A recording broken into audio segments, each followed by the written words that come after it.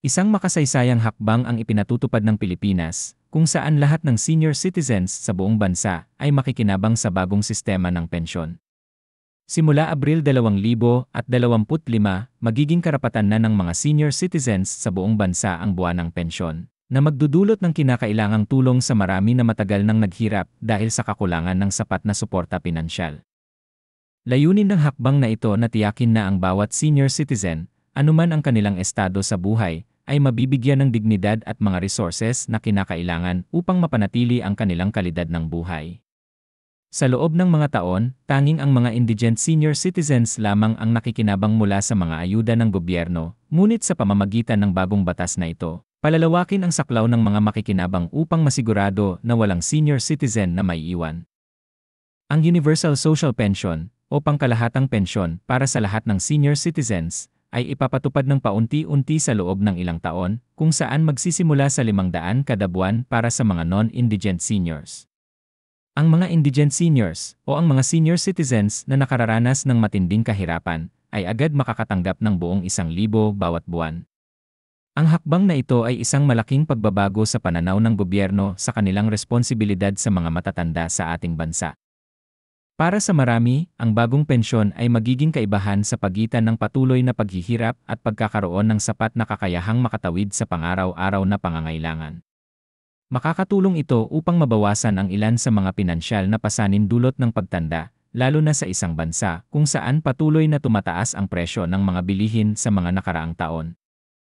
Ngunit ang bagong sistema ng pensyon ay hindi lamang tungkol sa pinansyal na tulong. Isa rin itong mensahe ng pagpapahalaga sa mga nakatatanda, isang pagkilala sa kanilang mga kontribusyon sa lipunan at ang pangangailangan na alagaan sila sa kanilang mga huling taon. Sa pamamagitan ng pagpapalawak ng pensyon para sa lahat ng senior citizens, ang gobyerno ay hindi lamang nagbibigay ng pinansyal na suporta kundi nagpapadala rin ng mensahe na ang mga nakatatanda ay may karapatang magtamasa ng parehong oportunidad ng dignidad at kalidad ng buhay na tinatamasa ng mas batang henerasyon.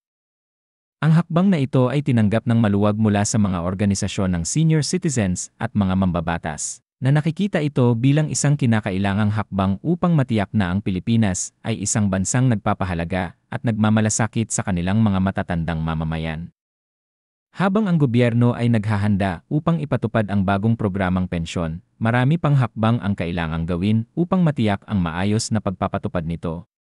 Ang Department of Social Welfare and Development, YAGE, ang mamamahala sa pamamahagi ng pondo, at ang mga lokal na pamahalaan, LGUs, ay may malaking papel sa pagtutok na makarating ang mga benepisyo sa mga nangangailangan nito. Isa sa mga pangunahing hamon ay ang pagtiyak na ang mga senior citizens na hindi nakarehistro sa mga database ng gobyerno, tulad ng mga nakatira sa mga liblib na lugar, ay maisasama sa programa. Magkakaroon ng mga hakbang upang matiyak na ang mga ito ay maaabot at maisasama sa programa, kaya walang senior citizen ang mawawala. Ang paunti-unting implementasyon ng programa ay magbibigay daan sa gobyerno upang epektibong pamahalaan ang pamamahagi ng pondo habang binibigyan din ng sapat na panahon upang ayusin ang mga posibleng issue sa logistic. Pagkatapos ng 5 taon, lahat ng senior citizens, anuman ang kanilang estado sa buhay, ay makakatanggap ng buong 1,000 buwanang pensyon. Ang ganitong sistema ng implementasyon ay idinisenyo upang masiguro ang maayos na paglipat at mapanatili ang kakayahang magpatuloy ang programa sa pamatagalan. Para sa mga senior citizens na matagal nang nabubuhay ng walang sapat na pinansyal na suporta, ang pensyon na ito ay isang hakbang patungo sa mas pantay-pantay na lipunan.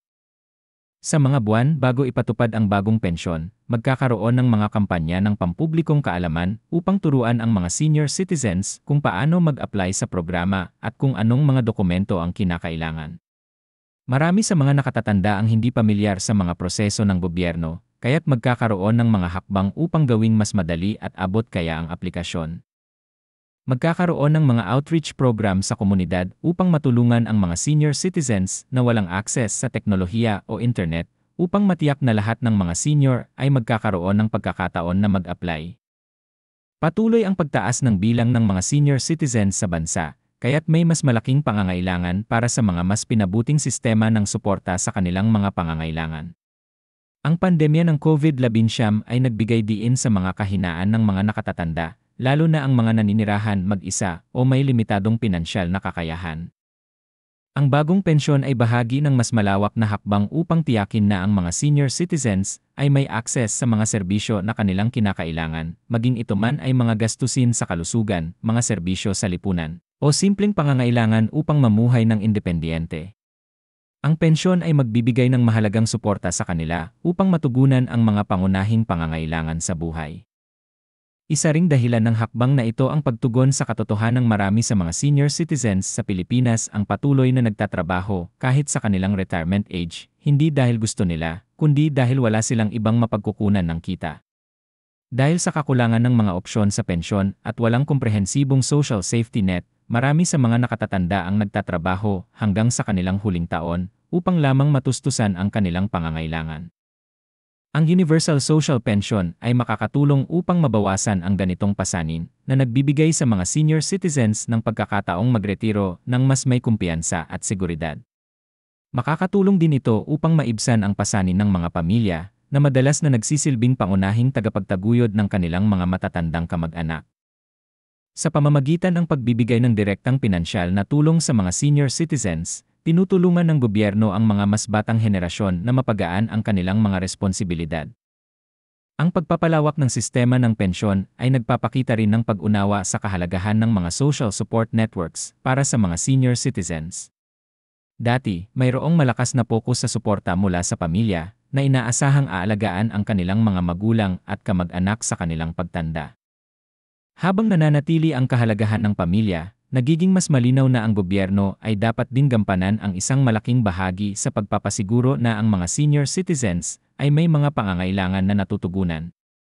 Ang bagong pensyon na ito ay isang hakbang patungo sa mas makatarungan na lipunan na kinikilala na ang pagtanda ay isang karanasang nararanasan ng lahat na nararapat ng tamang pagpaplano at suporta.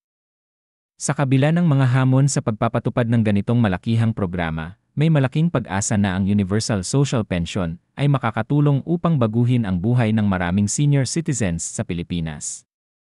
Tinuturing itong isang kritikal na hakbang upang lumikha ng isang mas inklusibo at mapagmalasakit na lipunan kung saan ang mga nakatatanda ay pinahahalagahan at inaalagaan.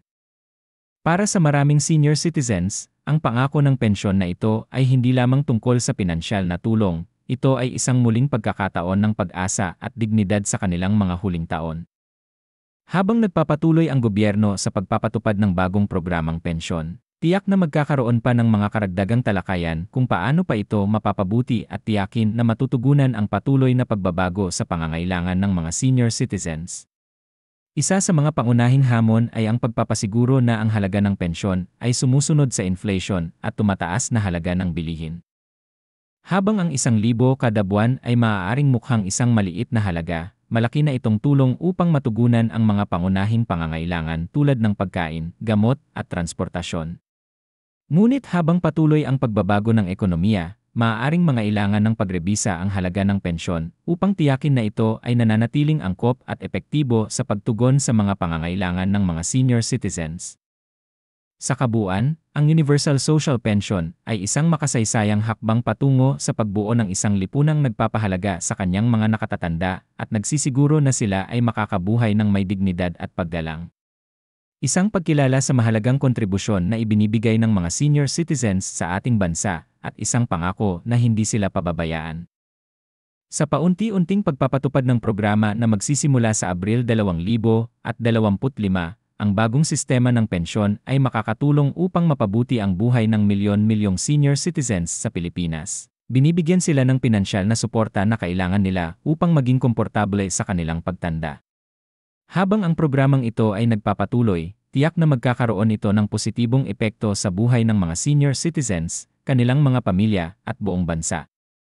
Isa itong simbolo ng pangako ng gobyerno na lumikha ng isang mas inklusibo at mapagmalasakit na lipunan kung saan ang bawat mamamayan, anuman ang kanilang edad, ay makakabuhay ng may respeto, seguridad at suporta.